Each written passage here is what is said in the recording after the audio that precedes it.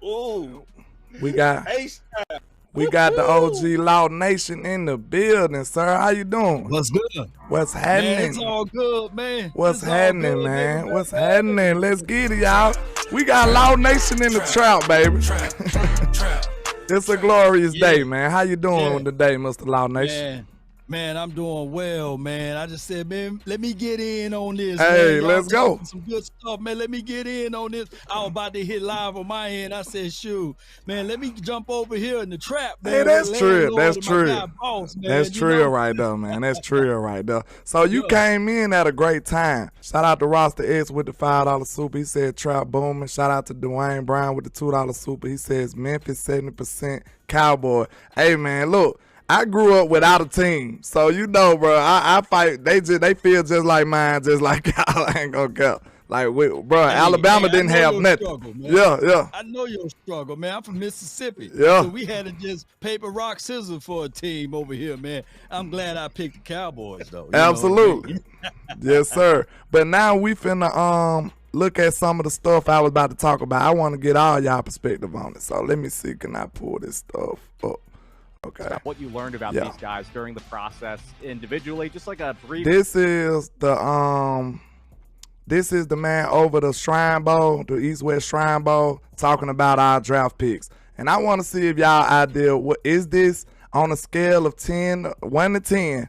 Is this wee woo or not? Because he's talking very glowingly. So yeah, we got Boss in the building at the right time. So let's notes of what your time is spent like with these three players. Eric Scott was a guy that not a lot of people appreciate in the NFL even, but I think he impressed at Pro Day after the Shrine Bowl and then the whole draft process. He's going to be a press, physical corner who can bump and run you down the field, who can play a little bit vertically and have great ball skills. I think they're going to find a role for him early on. I would not be surprised at all if he ends up being in their 3-4 man rotation at corner early on, despite being a day 3 pick. Wait a minute now, so hold on. He must not be aware of the Cowboys' depth at cornerback. So did y'all hear what he said? What y'all thinking about that? Play it back one more time? Okay, hold on. Yeah, one more time. Hold on. It's about what you learned about these guys during the process individually, just like a brief cliff notes of what your time is spent like with these three players.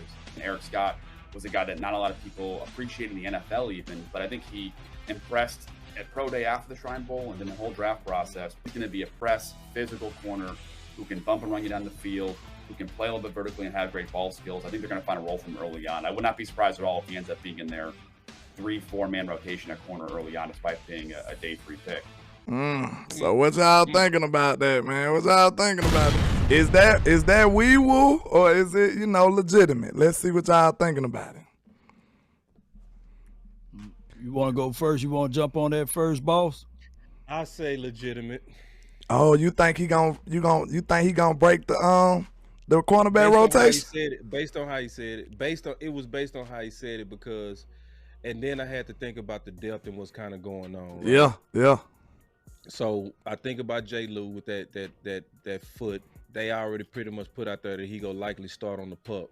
So he go start training camp on the pup. And I know from playing corner that corner is you gotta work on your feet on a year-round basis. So I'm concerned if you starting on the pup, when do you really kind of get your feet and work on your feet enough to be ready for like game situations?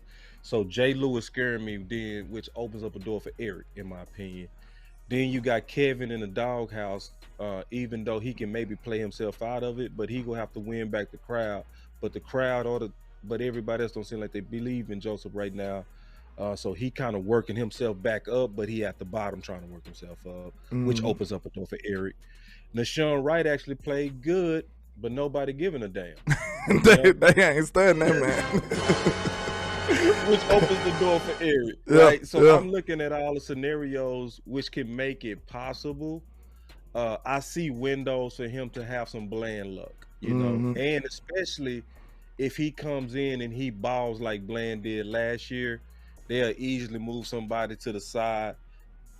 You know, the only thing that gives me reservation on it, just to be honest, is I can't get out my mind how bad Jalen Tolbert cooked him.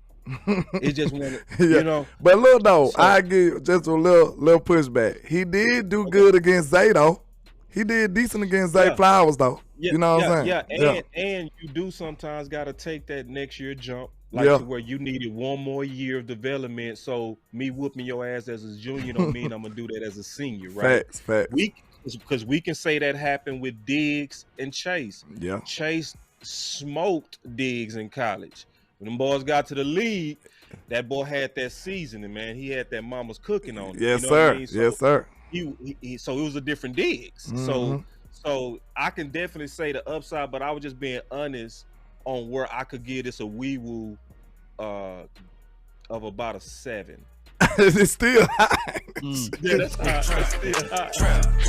Oh man, I thought you was a believer for a second. All that good stuff. It's still a 7, but it's not a 10, but I give it a 7 on wee woo. Okay, what you think about it, Law Nation? Well, just to echo what Boss was saying is basically I just look at if Eric can get his feet together. I think that he got the physical traits. I think he got the height or what have you and the foot speed, believe it or not. So I'm looking at this Eric Scott Jr. kid as a guy that can transcend as long as he get the right and proper coaches. Granted, when I like players who went from JUCO to actually going up a level. He went from Butler Community College over to USM, so that's pretty good. So he's always got his back against the wall. Those type of players tend to have a chip on the shoulder, a la Sam Williams, right? He went to JUCO first. A la Aaron Rodgers, although I can't stand him. He went to JUCO first. Even Cam, he went to Newton. Cam Newton went to JUCO before he made it to the other levels of Auburn or what have you. So I look at all of those things. So you got a guy that's going to come in hungry and ready to eat, and he will be given an opportunity, and he probably will not let it down. So if he is like the Deron Bland of what we seen last year, because they got almost the same traits and size or what have you, I'm rolling with that. You can go ahead and drop me the trap beat right now because I'm rolling with it. Man. Law said he trapped out on that. Law said he sided on it. No wee woo. Hey, no wee woo. Oh, y'all believe in it. So, okay. It looks like I'm going to have to be the one that well, Boss said a 7, though, so, But it's a 7 on likelihood. I think this room is far too deep, bro. I think it's too deep. Because this room is super deep. I think we forgetting about the players that we have. We got, of course, Stephon Gilmore, Trayvon Diggs. Now you got Deron Bland. Come on now. You got Nation Wright, Kelvin Joseph. They giving him good reviews as of late. I mean, that's 5 deep right there. You know what I'm saying? And you lucky to get 4 people on the field at one time. So we'll see. I doubt it. I seriously doubt it. I don't see him breaking the rotation at all. Like, just being real. Then we ain't even named Jordan Lewis.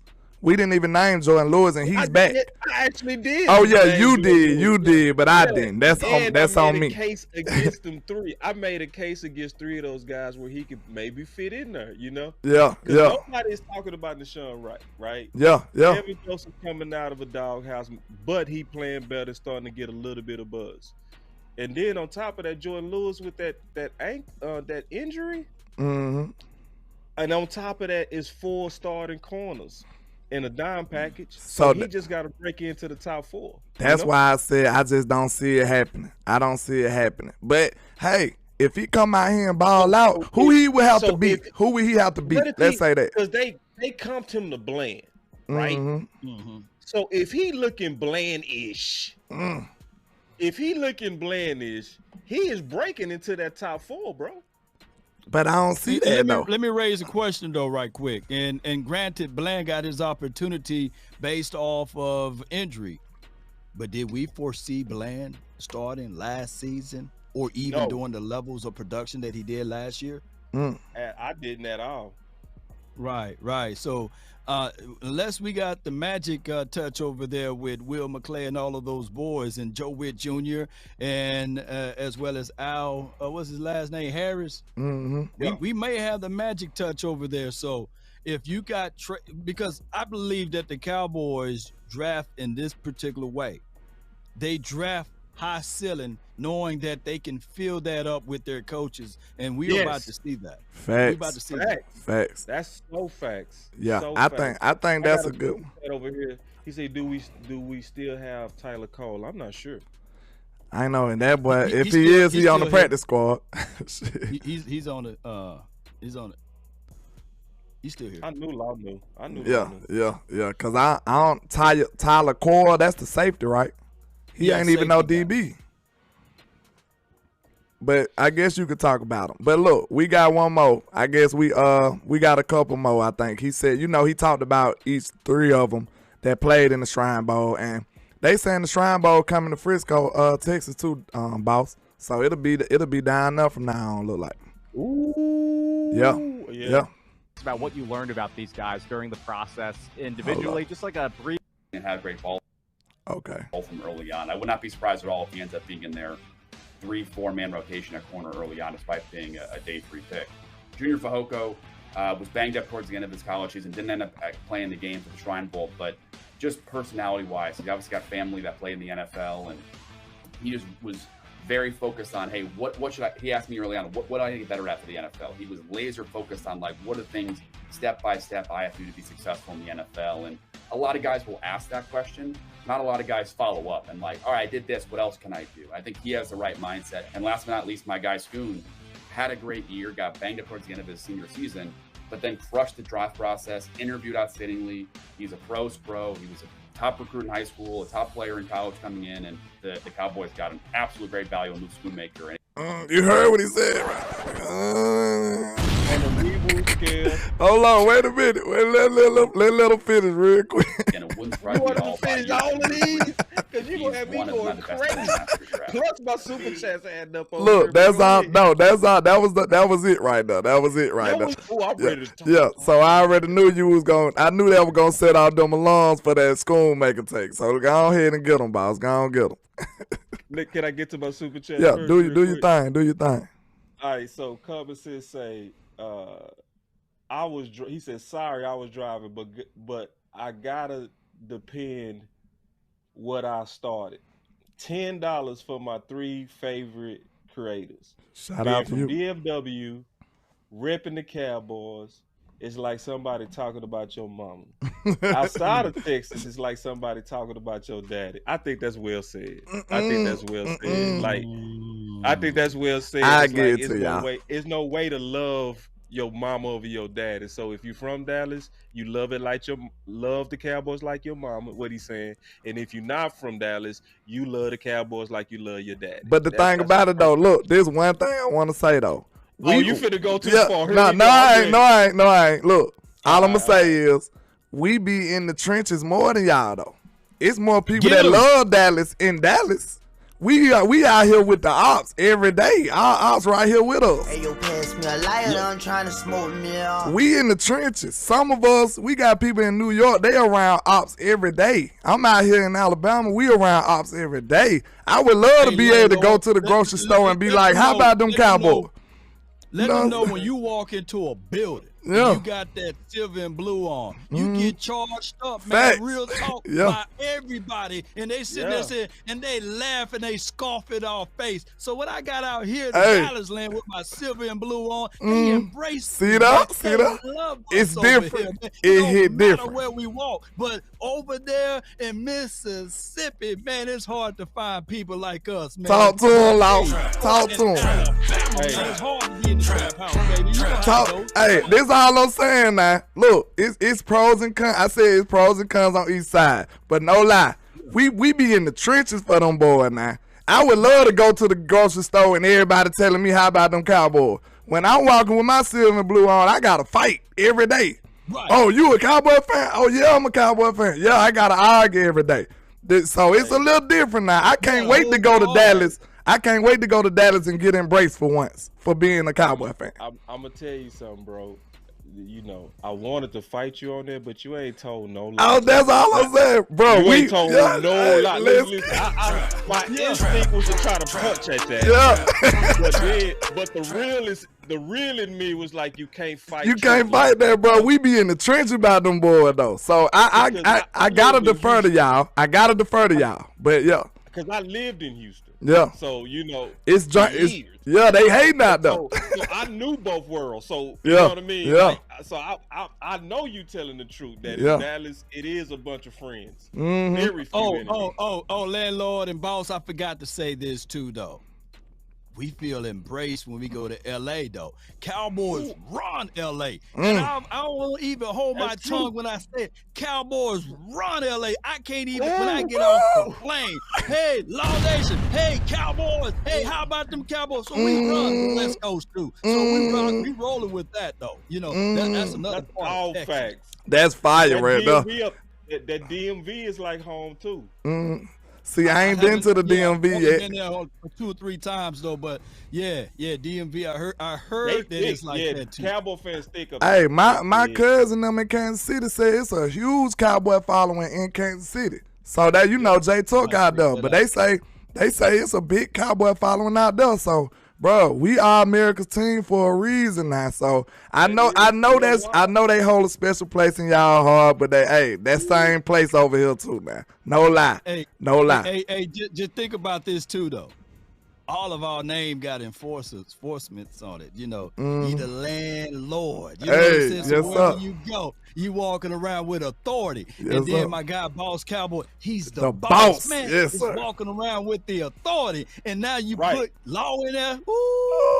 Everybody, no one is above the law, baby. Come on, baby. Law got me lit this morning, so y'all gotta forgive. Can I get a couple of more super chats real quick? Do your thing. Real quick, and then I want to get to what you was talking about with them draft boys. Right. On that wee woo scale. He said, my boy Cummins said, you fight hard for both, but harder for mama. Oh, yeah, you right. You start stuff. He right. You start stuff. I ain't gonna even get into that.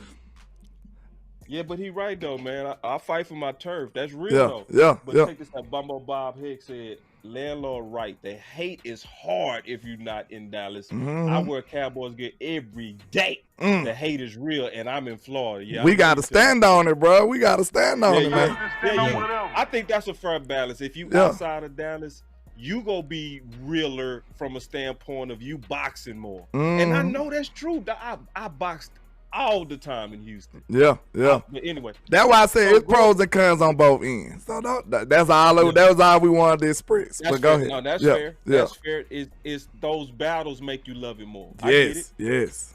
It make them wins and losses hurt more too. Listen, your Facebook probably don't even blow up like mine. Look, when the Cowboys lose, bro, my whole city is tagging me. They doing me dirty on Facebook.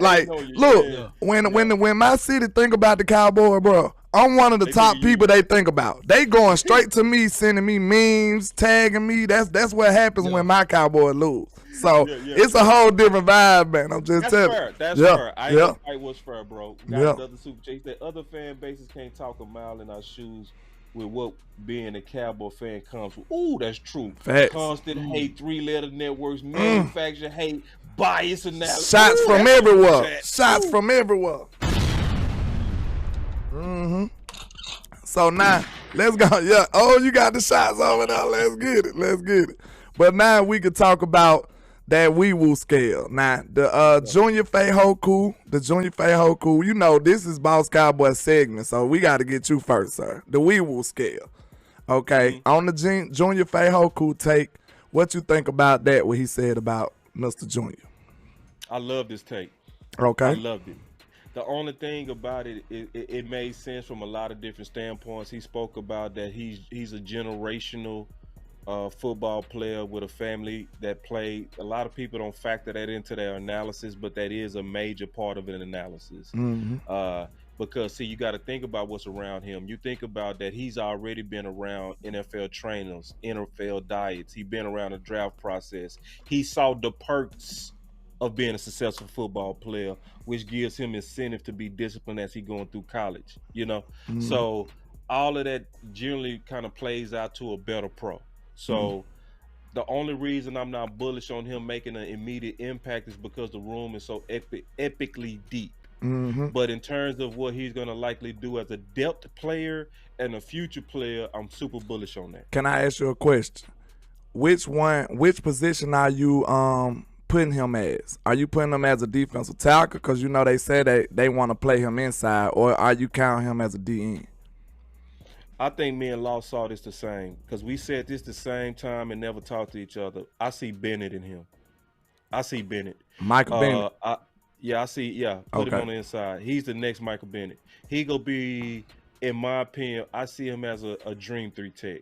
Dream 3 tech. Somebody that's gonna be a pass rush demon on passing downs. Like when he really get going, I don't think we go probably see year 1, but I think around year 2, year 3, when he start getting his man legs and the steak and potatoes start kicking in, and then also working with the top elite trainers around the Metroplex, because we really do have the best trainers in the world right here in Dallas. Facts. It's gonna pay off for him. So I'm bullish on it, except any kind of immediate impact. But in terms of him as a player, super bullish.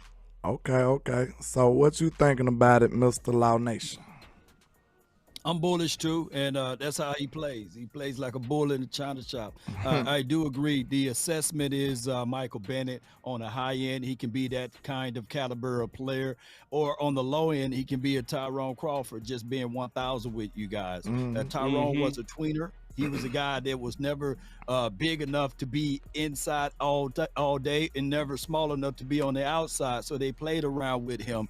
Although from the interior aspect, when Tyrone Crawford was healthy and ready, he gave you about 5 or 6 sacks inside. I believe he ended up with 7 sacks one season. So if we can get some of those production from him, once he understands and get the levels of the game, he can be a better version of a Tyrone Crawford, or on the high end, a Michael Bennett. Now, keep this in mind. What I like about his tape over both of those boys is how he stopped the run. Think about this. We count, and I know my guy Boss Cowboy count tackles for losses just like sacks. Facts.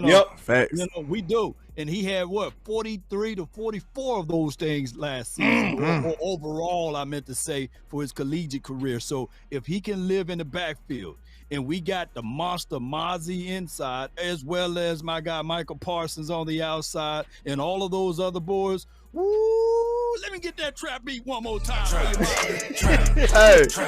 Hey, you know you ain't got to tell me to hit that button right now. Look, people can't stand me for that button, but also, hey, you know I got that one loaded up for you. Hey man, my boy Law hit a groove on it. Hey, Law going crazy today. I love it. You got to turn up when you in the trap, man. Shout out to Law hit a groove on it. Hey, we lit today, man. It's a Thursday. It's a Trap Thursday in Boss Land, man. Shout out to JC Cowboy Network. He says, I see Tyrone Crawford as well, guys, with Feijoao. Okay, I like the comparisons. I like the comparisons with the Tyrone Crawford and Michael Bennett.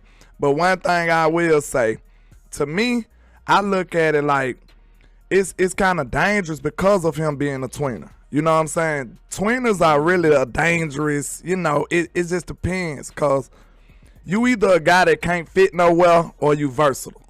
Them the two things. There's no in between. You see what I'm saying? It's really no in between, in my opinion. You either versatile or you just can't find a place to put you. So the one thing I do like about him, he got a high motor though. This dude don't play around. He's violent the way he plays and the way he approached the football game. So I think that's gonna work well for him. So when you undersized like he is, if he going to play the 3 tech, that high motor is gonna work wonders for him. So the one thing I will say though, what y'all think about this take?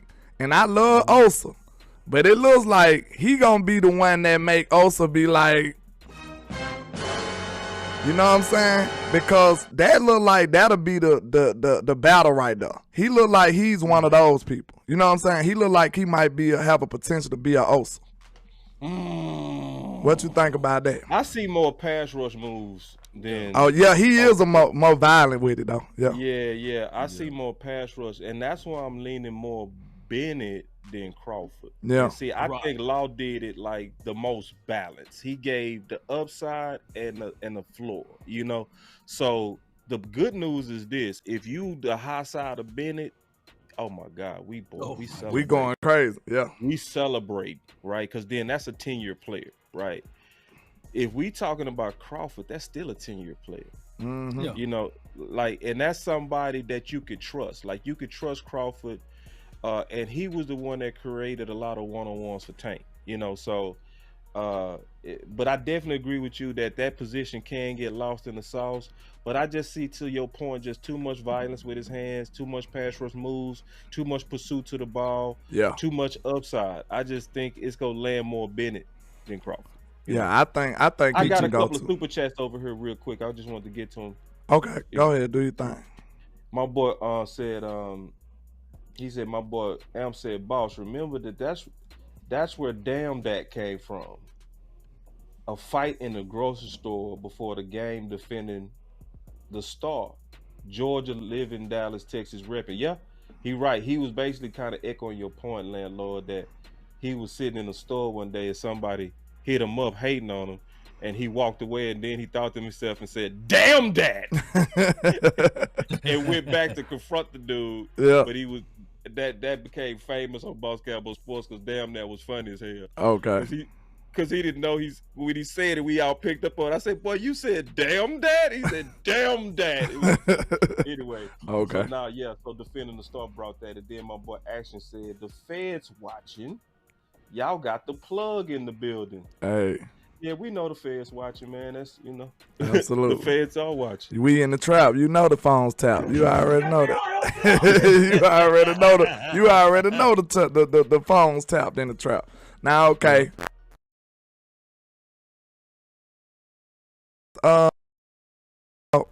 Now let's get into Mr. Schoolmaker. I know you interested in that, Mr. Boss Cowboy Sports. So go ahead and fire off, man. Go on fire off now. Law said it best. We draft these guys for upside potential, but then we lean on the coaches to get them there. Mm-hmm. Can't say it no better than that. You can't add to that. That's perfect. Yeah. Right? The issue with Schoolmaker that I'm sensing, though, y'all got to get them coaches time to cook soon. Yeah. You got to get them coaches because he coming in already cooked when it come down to blocking. He's a mature blocker. Facts. So he's already ready to get pulled out the oven. He's going to make an impact when we need to lean on him, maybe help out a right tackle if we're anticipating injuries or swinging situations or reshuffling and all of that, right? Mm-hmm. You can anticipate that, so he's going to aid in that situation. Where people need to allow him to cook is in his route running. Mm-hmm. I'm just being all the way honest.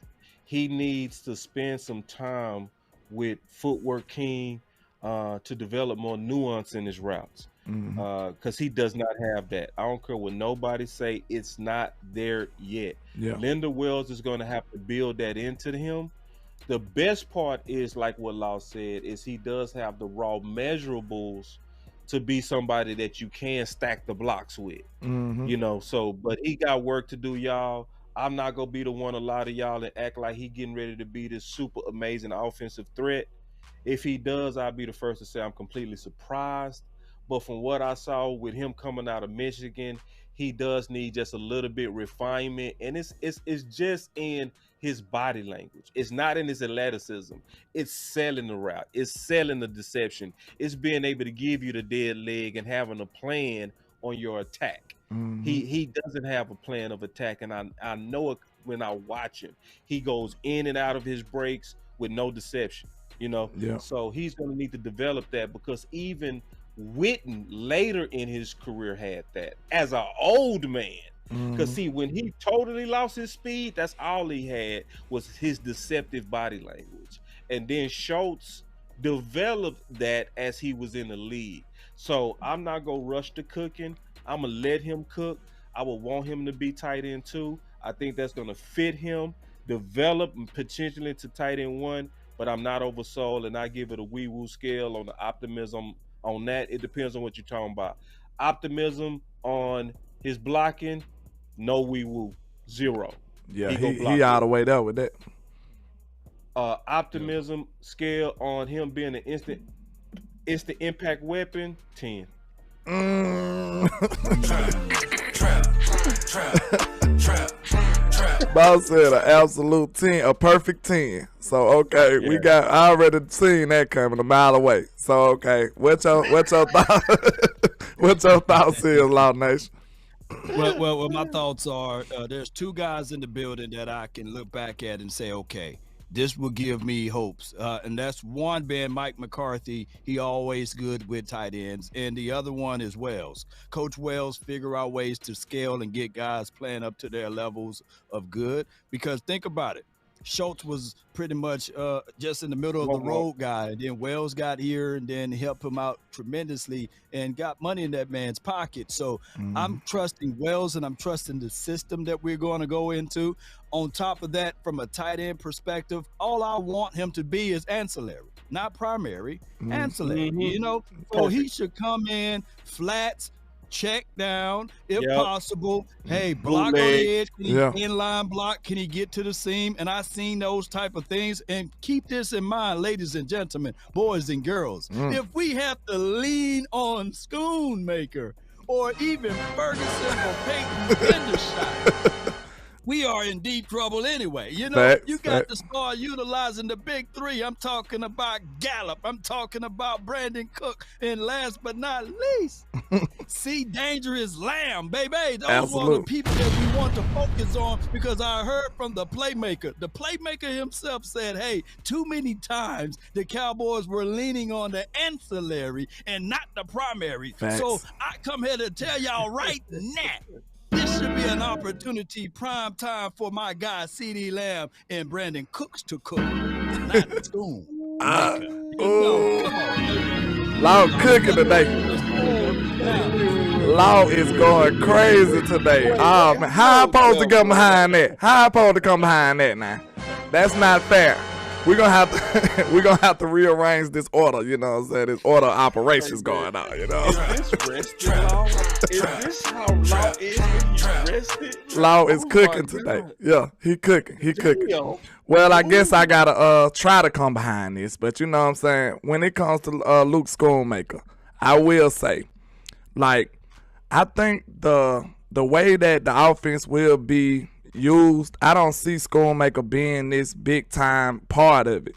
If you look at the way Mike McCarthy used his tight ends, when he had a nice tight end, he'll throw on the ball. But when it wasn't just a normal tight end, he wasn't really utilizing them like that.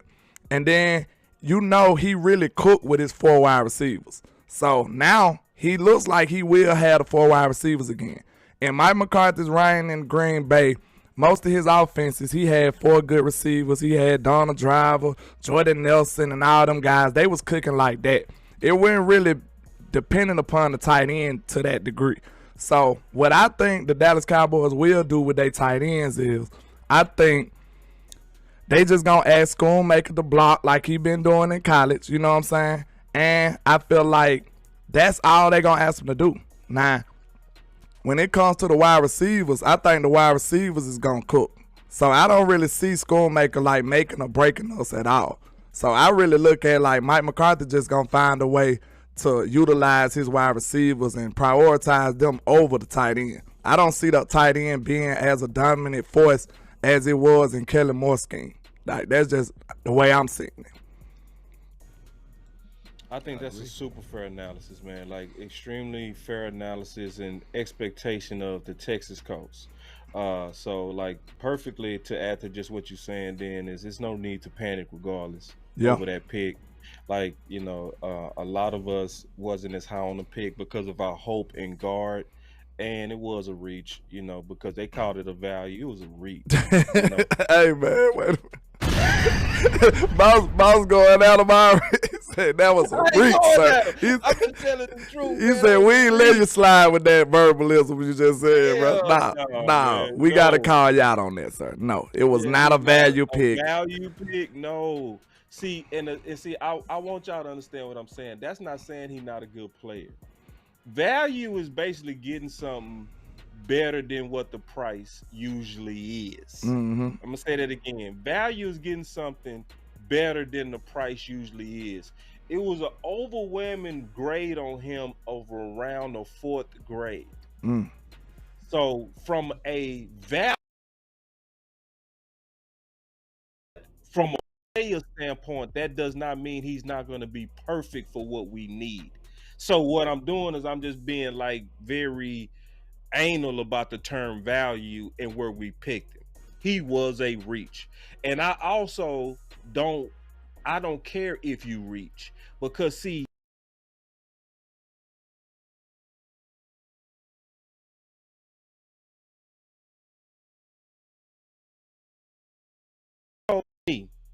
when the reason why the Dallas Cowboys really went after him, I think they are concerned about the early part. Terrence Steele.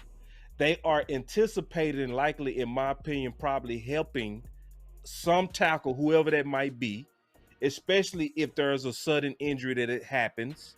You're going to need to have a guy that you know coming in is going to be able to chip block, help out, have the maturity, right? That's why the age with him is actually important. To some teams, they wouldn't want a 25-year-old. But because of what we need going into the season, he made sense to the Cowboys. So, but to try to sell me and try to act like he was not a reach, that's just not true. No doubt, no doubt. And then, can you guys hear me? Yeah, hear you fine. Yeah, okay. I think it was either Coach Marv or it could have been you, boss. You look at Zach Kuntz, who was drafted in the later rounds. We were looking at it like, yeah, you know, you could have gotten that in the later rounds, like a Zach Kuntz versus a Luke Schoolmaker. And granted, Schoolmaker's raw scores are really high, and we can see potentials there. But at the same time, there was so much value in the second round that you could have did something else. And I do agree with you. Although the Cowboys, we didn't need it to draft the most, because those who draft the most need the most. I already had our score prediction or our record prediction, 12 to 13 wins before the draft. So we are good in that sense because we are already a talented team. It's just the value acquisition of it. It's kind of like wee-woo-ish. Yeah. I like what he said, man. Lau just dropped the ball. He said those who need the most draft the most. Ooh. You know what I'm saying? That's a ball right there, man, because we already was a talented team. Now we just putting the icing on the cake. You know what I'm saying? We don't need stars, really. We got stars at a lot of positions. We need those voids filled. That's all we needed. That's why the Mozzie Smith pick was so great for us, because that's something we've been needing for years. You know what I'm saying? We've been needing to invest in the interior defensive line. We've been needing to invest in that. And we finally just, bit our teeth and just, went ahead and invested in it. So it's good that we went ahead and this was a draft that we could just fill those voids that we've been lacking it. That's all it was. Yeah. Yes, no, but I like the segment, man, and I felt like for the most part those guys was trying to be fair. I think we do know the Dallas Cowboys more intimately than they do. Yeah, just keeping it real. Yeah, we do. Yeah, we know the Cowboys way more intimately. But if I was grading how they kind of broke us down from a potential standpoint, that was one of the fairest from outsiders that I've seen. Shout out to those guys. I think that was a good clip. Yeah. And it wasn't a clip that was kind of filled with clickbait. Those guys was really talking football. Yeah. They was giving an analysis that was really based on a football analysis. And we agree with most of it. It's just some of it I just thought was just a little bit wee-woo-ish. Yeah. But for the most part, I felt like they was very fair. Now, this is the last thing we could talk about before we wrap it up. I do got Micah Parsons in the description, so we got to go over that. You learned about these guys. Okay, hold on. Make sure I get past that. Okay, this is Brian Baldinger talking to Mike. Or before the draft, you said, how do I get better? Well, I know in all the stats that I read about you, there's no interceptions, Mike. Like, you need an interception, and a pick six. Like, that would look good. And you'd sleep a lot better at night once you get that interception, I believe. I will get an interception. I'm going to get two of them, Baldy. One is going to be for me. My first one, my second one is going to get to you, Baldy. I'm going to sign that, like, just because you told me I was going to do that. I'm going to have a trophy. I'm going to have a trophy room with that interception ball in it, okay? Just from the Hungry Line. Yeah, I just thought that was interesting. He doesn't have any interceptions, and I thought that was a good segue to talk about what we feel that Micah Parsons can get better at. Let me get shout out to Coach real quick with the $5 super. He says, I have always said that I see Osa as Michael Bennett, and we will see Osa explode this year. I'm loving the way Osa ended the season last year. He showed up that San Francisco game. Like, go back and look at him. Osa was balling. But, yeah, so far as Micah Parsons taking that next step, Boss Cowboy Sports, what you think what would be ideal for you? Because he already elite. We talking about scorched earth, take over the world type vibe. So what would you need to see from Micah Parsons for him to take an even bigger step this year? I'm going to piggyback off of Coach Marv, and this would be a clip that'll be probably good to cut out and send to Micah Parsons. I mean that. Mm-hmm. Because Coach Marv has been pushing for him, Micah Parsons, to be the first player to get 3 interceptions, 127 tackles, and 16 sacks. No defensive player has ever done that. He would be the first human to do that. So I would want to echo Coach Marv and clip this out and send them to him to tell Micah Parsons, up your goal just a little bit more in terms of your impact with the interceptions, because you already got everything it takes to hit the other 2. You can hit the 127 tackles. So let me. You can. Go ahead. I was about to say. So let me ask you this question: will he be? I already know the answer, but maybe the people need to hear. Will he be able to reach these type of lofty goals being used the way he's been used last year? No. So okay, we looking for a little tweak in the way we've been using Micah then, right? Yes. Okay. And see what would have to. I'm gonna just be honest on what would have to happen. Dan Quinn admitted that he took his foot off the gas with Micah Parsons, because all of us, I would definitely remember this because we've done shows about this with the final word. All of us towards the end of the season began to say, why are they not moving Michael around anymore? Why is he playing exclusively defensive end? Because by that time it had become obvious that he was his most impactful to the defense when you didn't know where he was coming from. Yeah. So if you was A gap pressuring him, then all of a sudden you see him coming off the 9, it was just too much for teams. And then it also opened up a lot of chaos for the rest of the guys, right? So when you're trying to always account for Micah, somebody's going to miss an assignment or create more one-on-one, so just everybody was eating. That Dan Quinn and Mike McCarthy, and I'm just being honest, they will dial it back as they getting closer to the playoffs. They will start thinking bigger picture, and they already admitted that, you know, because remember we lost to Washington. And we was all panicking, and I remember Law had a famous button with this Muffet that kept.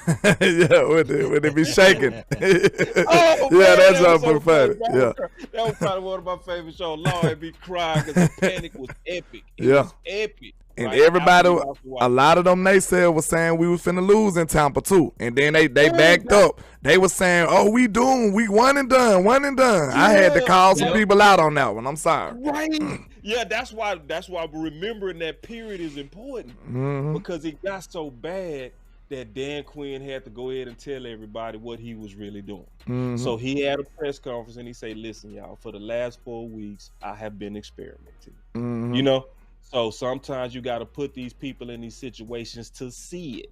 So, and when we heard it, we was like, oh, that's why we were seeing corners off the street all of a sudden starting. That's why you would see Nashawn Wright all of a sudden, and then you would see Boss Man the week after, right? And we were seeing all this change. And that's why, because see, if you think Micah Parsons is going to be his worst threat at defensive end, then let's just leave him there for a while and see if he can get it. So we have a mad scientist D coordinator that does a lot of experimentations. That's going to make it hard for him to hit them goals. That's why I say I don't think he go hit it under us. But could he hit it? Yep. If he had a D coordinator that was like, we just go try to win you defensive MVP, he could do it.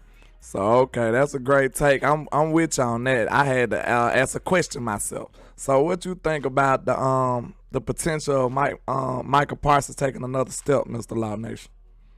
Most certainly, I look at Parsons' ability to take the next step naturally. because this is his third season anyhow. And most defensive players start to get a good hold of the game in their third season. So, yes, he's going to take that next step. And I look at it just like what everybody was saying, or just like what you were saying, boss, about that Washington team. We beat them in 2021 by about 50-some points, right? We blew them out, right? And we came into the playoff game with, hey, man, we finna just do that all through the playoff game, and we end up losing to the 49ers, of course. Players being nervous and things like that. And then just last year, we lose, and now all of the fan base was deflated. They was thinking, they were worried. They were saying that, hey, there's no way in chance that the Cowboys going to beat the Tampa Bay Buccaneers because they haven't won a playoff game on the road in 30 years, right? So it's amazing how the goalpost is always being moved, right? So when we beat them, it was like, there was a wash team. They snuck into the playoff. Hey, the guy, Tom Brady, was 45 and a half years old, man. He's Methuselah age, etc., right? So all of those things, it proves this right here, that Parsons about to be stepped up even more because it's his third season, and he's about to put the whole league on notice even more. Because think about this. He's really pissed off about the fact that he didn't get not one single vote for first. Was it for All-Pro? What was it for? All-Pro, first team All-Pro? He didn't get a vote for it. They gave it to Quentin Williams. They gave it to Bosa, but they didn't give Parsons that vote. I promise you, this dude is about to wreck the league this season, and especially since we got reinforcements down inside. Scorched earth level. I feel the same way. Yes. And it's good that you go ahead. What happened? So Law, you basically said he just getting ready to destroy just because of just the maturity of going into year 3 and just being angry. Right. Or look, I can see he looked back at everything and he looking at it like, I need to add 5 to 6 more pounds to my frame. You know, nobody is going to look. I get it. Parsons, those 3 games in 12 days or something like that last year, there was no one banging on the table saying, hey, man, keep this in mind. Parsons did have to play 3 games in 12 days. Football is not meant for you to play like that. This is not basketball, right? So all of those things, far as excuses, we can't put that on the table for people to realize and understand. Like, there's not a single soul out here saying that, yeah, Dak Prescott threw these interceptions, but not a person is saying, yeah, he had a thumb injury, right? He broke his thumb. Right. Not one. I've seen not one said, hey, man, he broke his thumb, and it could be a reason why he's throwing all of these interceptions, because before that time frame, he wasn't a high interception guy. On top of that, we got the 4-ladder to 3-ladder network breaking down film coverages. Where do they do this at? I know this is a Parsons segment, but where do they do this part at? Whereas we beaten the Colts 54 to something like 19 or 54 to 7 or something. Yeah. And they breaking down Dak Prescott INTs. I can't make this stuff up. When have you ever seen a team blow out a team and they say, well, hey, let's talk about the interception? That's bullshit in all those ways, man. Facts. Come on, man. Facts. And just to piggyback off of that, you just seen Trevor Lawrence throw 1 million of them, and then came back and won, and it act like it never happened again. Like, nobody said nothing else about that. Oh, we got a correction. It was Defensive Player of the Year votes, not the first team All-Pro. Defensive Player of the Year vote. He didn't get not one vote, man. They gave Quentin Williams one. You know, shout out to him for what he was able to do from the inside. Shout out to Quentin Williams. Man. You know, he went to my high school, so shout out to my guy. Yeah, shout out to Quentin Williams. You know, anytime he can say God bless you after his own steeds, I mean, God bless you. You know. Shout out to Quentin Williams, though. But, you know, I like the way you said that, man. Like, the thing about Micah, I feel like, did you see the absolute joy that this man had in his eyes when we drafted Micah Smith? Did you see that? Yeah. Did you see how enthusiastic he was? Did you see how he said DQ won't let me down? This man is finna go absolutely crazy this year. Absolutely crazy. I'm telling you right now. like you said to y'all testament, you said that the third year is when everybody put it all together. I think that's a great way to look at it because first year he was getting acclimated. He was learning everything, the speed of the game, trying to figure out, find his way. When nobody even listening to the young man. You remember that? Yeah. You remember he had to come out and say, like, I ain't really have a voice in the first year. You know what I'm saying? After he dominated and earned his voice, now in the second year, now they actually helping him out. They actually running schemes to get him a couple of more sacks left and right. Now he's impacting the game in a different way.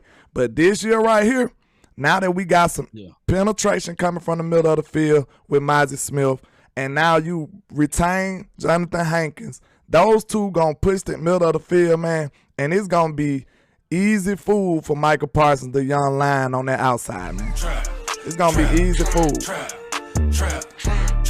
Not to mention, we already know that the secondary in the interior defensive line, the front seven, that's a perfect marriage. We got better at cornerback, so that's going to give you even more ticks to pass rush. That's going to give Micah Parsons even more time, right? So I feel like this is finna be a whole different level when it comes to Micah Parsons pass rushing and actually impacting the game. I seen him on a quote. He said, I'm off the sack wave. He said, I want to be one of them guys. I want to be a guy. That boy said he want to be a guy. He said he off of the sack wave. He trying to impact the football game so we can win and be dominant. So I think that's what's going to catapult him to the next level. I think that's what's going to make him shine and possibly be the defensive player of the year next year in 2023. So I feel like that's excellent coming from Micah Parsons. I can't wait to see what DQ do with this young man. Real talk. I think that's the way I like to sum it up, man. But, you know, it is close to that time for me, man. But I do want to make sure I thank Mr. Law Nation for sacrificing the show. You know, I already know how that go for content creation, man. So y'all make sure y'all sacrificing no show. Well, I'm gonna cut this thing up and re-earn it. I already know. Look. He gonna put all kind of edits on it. He gonna have highlights on it, man. Y'all got Law messed up. Law don't waste no time. Hey, I already know. I already know he gonna get. We gonna flip this episode on all platforms. You gonna wake up, you gonna make this on Twitter. This brother got this episode on MySpace, man. You know what I'm saying? Yeah. Man, this is on Christian Meat. Yes, said Christian Meat. Man. Indeed, but man. I do want to thank you for some baking soda to this, man, and you're gonna spread this. You're gonna stretch it out. Baking soda in the trap. In the trap. Hey, but I do want to make sure I thank you for joining us for the first time in the trap, man. We appreciate you coming through, man, because like you said, you was about to go live and you said you want in on the conversation, so we appreciate you coming through, though. Real talk. Let me get in on this. This made it an epic episode, man. We appreciate you, sir. Epic. Yes, sir. And see, if I could say something before I get out here just sure. real quick, you know, and then I'm happy to see Law and Landlord finally get some content in.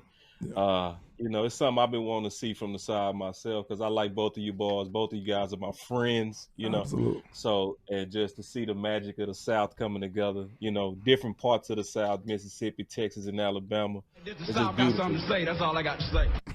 Yo. I'm gonna need to get that one. Y'all know that's my signature right now. But go ahead. No, I love that one. So this was amazing to see. And then, you know, and I'm just excited to just kind of do work with all you boys, man, and just can't wait to see what happens in the future. Y'all stay tuned for a whole lot more that's coming, you know, in terms of people that's liking and subscribing. And I want to also say this lastly, man, shout out to you real quick, Landlord, because you did a great job of producing on this one for sure, because I know about like when you have to feed people and unplanned, and you made it look easy what you did, but it's not easy what you did because you could have had all kind of sound issues that could have came on. But the way that you was able to fly this plane and keep it smooth and conduct a good show, man, it just show your growth in terms of production as well as just as somebody in the content community. So, you know, so y'all continue to stay with all these channels, Law Nation, Landlord from Alabama, Boss Cowboy Sports, follow us all. We gonna try to take care of all y'all. Even if y'all don't agree, trust me, I'm trying to give y'all the best things in the right spirit. But y'all stay up, man. It's Boss Cowboy Sports. Well, appreciate that, man. Appreciate that, man. Law, you got your final word in the what can I say, in the spirit of the final word. You got some final words you want to say before you go? Oh man, I just want to say this, man. We got the strongest and the biggest community of all time, man. And Cowboys community is doing this due diligence of finding these great content creators. You can have content without creators, right? And you can have creators without content. But when you merge those two together, you get content creators. And that is what you're doing, Landlord. And that is what you are doing as well, Boss Cowboy. And there's a lot of people blindly without a direction, right? But I love the fact that, Landlord, you bring examples of, hey, I'm from Alabama. I'm spitting my mind. I don't like the Cowboys. I love them. And then my guy, Boss Cowboy, providing an opportunity where your voice matters. You know, and being the voice for the voiceless, man, is everything. And I just like to say this, man, let us continue to collide our minds, our thoughts together and to help grow Cowboy Nation. And anybody else that try to do this, man, as far as the other teams out there like the Washington and the Eagles and the Giants, they looking up.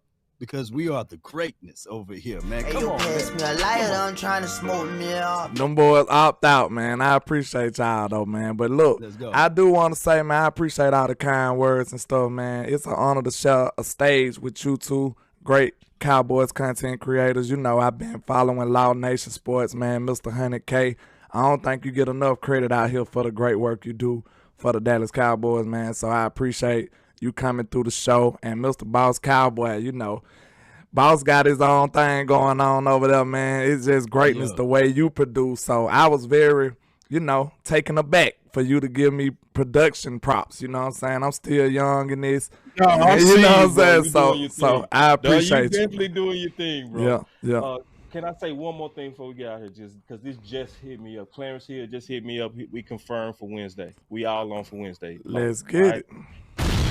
Y'all killing it with the interviews too, man. Y'all going crazy with them too.